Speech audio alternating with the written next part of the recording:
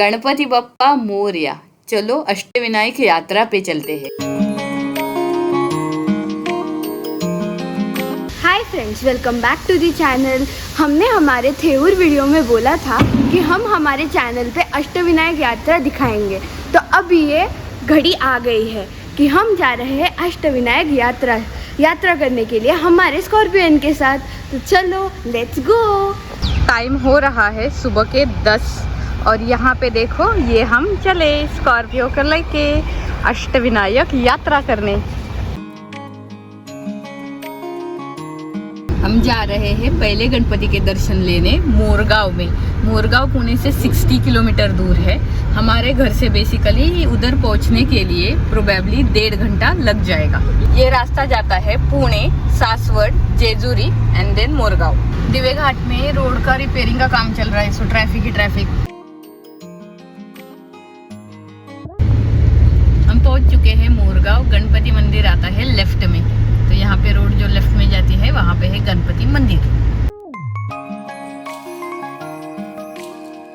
मंदिर के पास वाले पार्किंग में हमने गाड़ी पार्क की और हम चले मंदिर की ओर। मंदिर की ओर जाते वक्त बहुत सारी दुकानें हैं जहाँ पे वो बेचते हैं हार, फूल, गणपति को चढ़ाने वाली चीज़ें। उसके सिवा बहुत सारी टॉयज। यहाँ पे 11 स्टेप्स है। मोरगांव पुणे से अप्रॉक्सीमेट 65 किलोमीटर दूर है। वहाँ पे श्री मयूरेश्वर गणपति का मंदिर है। मंदिर के चारों कोने में मीनारे हैं और लंबे पत्थरों की दीवारें भी है। यहाँ मौजूद चारों दरवाजों को चारों युग कहा जाता है। सत्ययुग, त्रेता युग, द्वापर युग और कलयुग के प्रतीक उन्हें माना जाता है। इस मंदिर के द्वार पर शिव जी के वाहन नंदी की मूर्ति स्थापित है। इसका मुंह भगवान गणेश की मूर्ति की ओर है।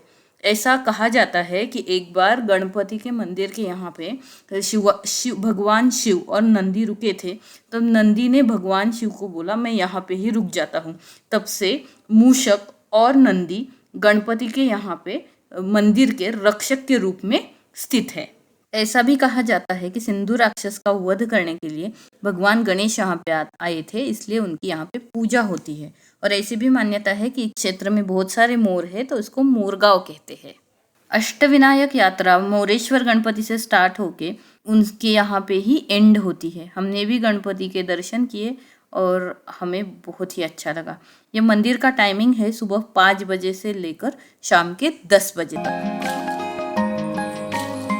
हमने मयूरेश्वर, मोरगांव के श्री मयूरेश्वर गणपति का दर्शन ले लिया है और हम अभी जा रहे हैं सिद्धटेक, जो यहाँ से 64 किलोमीटर है। गूगल बोल रहा है 1 आवर 15 मिनट्स लगेंगे। यहाँ से हमें लेना है लेफ्ट टर्न।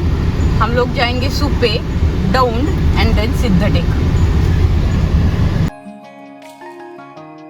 10 बजे घर से स्टार्ट किए थे हम लोगों का मयूरेश्वर गणपति का दर्शन होके। टाइम अभी हो रहा है 12:10।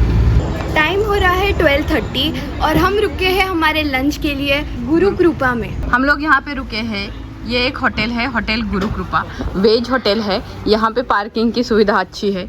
दोपहर की धूप काफ़ी है, बट यहाँ पे कवर्ड पार्किंग है कार के लिए।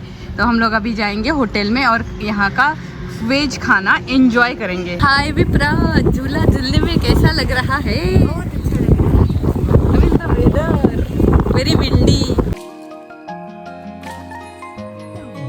लंच करके हमने आगे की जर्नी कंटिन्यू की। मोरगांव से सिद्धटेक जाने वाला रास्ता अच्छा है और यहाँ पे कई सारे रेस्टोरेंट्स भी है और वहाँ पे हम लोग खाना खा सकते हैं।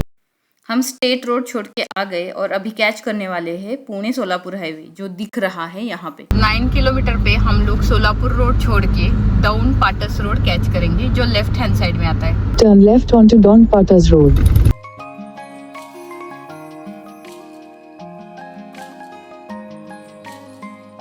हम लोग जा रहे हैं सिद्धटेक। सिद्धटेक यहाँ से सिर्फ 10 किलोमीटर है। सिद्धटेक जाने के लिए हमें भीमा नदी का ऊपर जो पुल बना है उसे क्रॉस करके जाना होता है। भीमा नदी के उत्तरी तट पर बैठा हुआ सिद्धटेक ये अष्टविनायक गणपति का एक स्थान जो अहमदनगर जिले में आता है। That is the only one Ashtavinayak place in Ahmednagar district. इसके पीछे सिद्धटेक गणपति के पीछे एक कहानी है, वो काफ़ी रंजक है। जब ब्रह्मा विश्व का निर्माण कर रहे थे उस टाइम पे विष्णु जी सो रहे थे, तब उनके कान के गंदगी से 2 राक्षस पैदा हुए। उनका नाम था मधु एंड कैटब। ब्रह्मा जी पृथ्वी का निर्माण कर रहे थे, तब उनको ये राक्षस सताने लगे। विष्णु जी जाके उनके साथ फाइट किए, बट वो पराभूत हो गए। तब विष्णु जी श्री शंकर भगवान के पास गए और उनको पूछा, मैं राक्षसों को पराभूत क्यों नहीं कर पाया? तब उन्होंने बोला, आपने गणेश जी की आराधना नहीं की। आपने युद्ध पर जाने से पहले गणेश जी की आराधना करते तो आप डेफिनेटली सफल हो जाते। तब ये स्थान पे आके विष्णु जी ने तपस्या की और तपस्या के बाद उनको ओम गम गणपतये नमः ये मंत्र की प्राप्ति हुई, सिद्धि हुई। तब ये मंत्र बोल के उन्होंने युद्ध किया और मधु कैटब राक्षसों का संहार किया।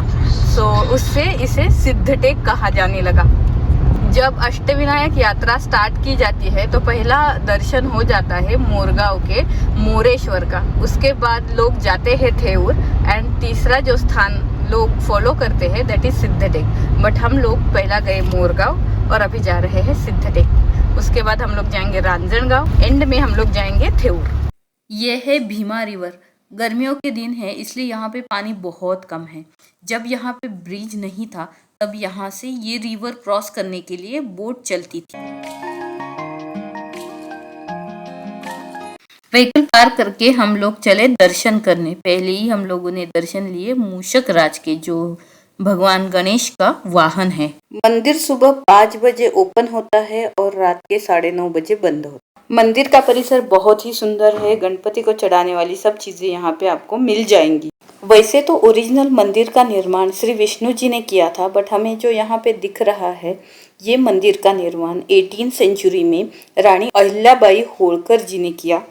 ये मंदिर पहाड़ी पर स्थित है, तो ऐसी मान्यता है कि ये पहाड़ी को 7 प्रदक्षिणा लगानी चाहिए। जो श्रद्धालु यहाँ पे आते हैं वो यहाँ पे 7 प्रदक्षिणा लगाकर ही जाते हैं, इसलिए यहाँ पे प्रदक्षिणा मार्ग भी बनाया हुआ है। यहाँ पे छोटा सा बाजार भी है जहाँ पे छोटी मोटी खाने की चीज़ें, उसके सिवा बहुत सारी लेदर की चीज़ें such as belt, wallet, shoes, चप्पल, बहुत सारी अच्छी चीज़ें यहाँ पे मिलती हैं। हम अभी जा रहे हैं रांजणगांव। रांजणगांव यहाँ से अप्रोक्सीमेटली 80 किलोमीटर है। गूगल बोल रहा है 1.5 घंटा लगेगा। यहाँ से हम लोग दौंड जाएंगे, दौंड से नगर दौंड रोड पकड़ के हम लोग रांजणगांव तक चले जाएंगे। हम 12:10 बाद दर्शन लेके मोरगांव से निकले थे और आ गए सिद्धटेक में। सिद्धटेक में हम लोगों का दर्शन हुआ 3:30 को और हम लोग अभी जा रहे हैं रांजणगांव। टाइम हो रहा है शाम के 4। अगर आप सिद्धटेक से रांजणगांव जा रहे हो तो रोड के बारे में बताया जाता है तो रोड इज़ वेरी गुड। अगर पुणे से आप आ रहे हो रोड तो बहुत अच्छी है। अब यहाँ पे भी आया स्कॉर्पियो का रास्ता। फाइनली हम लोग रांजणगांव पहुंच गए। अगर हम पुणे से आते थे सिर्फ 50 किलोमीटर हमें डिस्टेंस कवर करना पड़ता था। यह है मेन एंट्रेंस, श्री महागणपति रांजणगांव के गणपति का मेन एंट्रेंस। हमने व्हीकल पार्किंग में पार्क की और मंदिर की तरफ चलने लगे। ये मंदिर सुबह 5 बजे भक्तों के लिए खुलता है और रात के 10 बजे तक आप दर्शन के लिए आ सकते हो। महागणपति के बारे में पुराणों में ऐसा लिखा है कि त्रिपुरासुर नाम का एक दैत्य था। उसने गणेश भगवान की तपस्या की। आशीर्वाद में उसने स्वर्ण, चांदी और लोहे के 3 नगर प्राप्त किए। गणेश जी का आशीर्वाद प्राप्त करने के बाद उसने लोगों पे बहुत अत्याचार करना स्टार्ट किया। उसके बाद सब लोग तंग आके भगवान शिव के पास गए, उनकी आराधना की। तब भगवान शिव और त्रिपुरासुर के बीच में घमासान युद्ध हुआ। उसका नतीजा ऐसा हुआ कि भगवान शिव को उसके ऊपर नियंत्रण करना बहुत ही मुश्किल हो रहा था। तब उन्हें याद आया कि श्री गणेश का आशीर्वाद त्रिपुरासुर को प्राप्त है। तब भगवान शिव ने भी गणेश जी की तपस्या की। इसी स्थान पे उन्होंने तपस्या की और इसी जगह पे श्री गणेश जी प्रकट हुए। उन्होंने उनको आशीर्वाद दिया कि विजयश्री हो।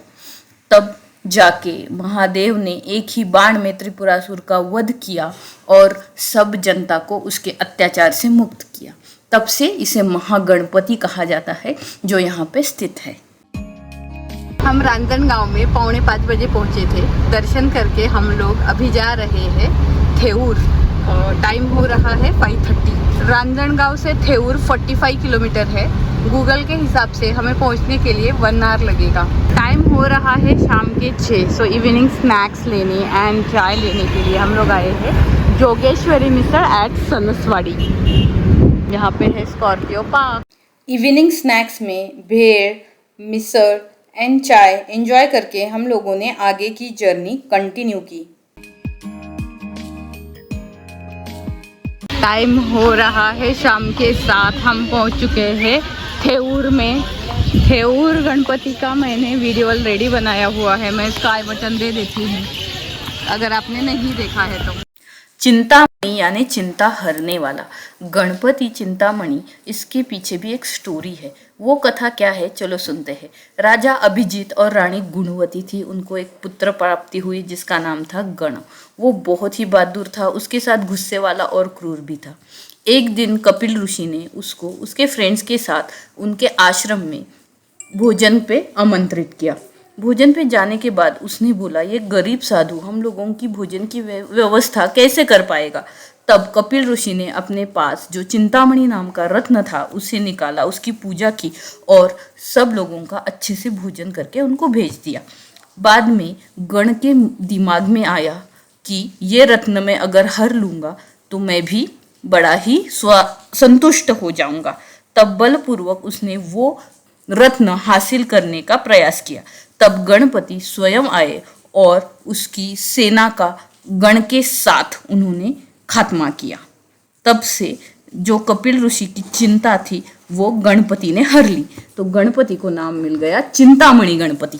ये मंदिर सुबह 5 बजे से लेकर शाम के 10 बजे तक खुला रहता है। हम थेऊर से निकल चुके हैं। टाइम हो रहा है 7:45। हमारा घर यहाँ से अप्रोक्सीमेट 20 किलोमीटर है। गूगल बोल रहा है 40 मिनट्स लगेंगे। हमने इसी प्रकार आज के दिन में 4 गणपति के स्थान कवर किए। रिमेनिंग 4 गणपति के क्षेत्र हम कल कवर करने वाले। So stay tuned.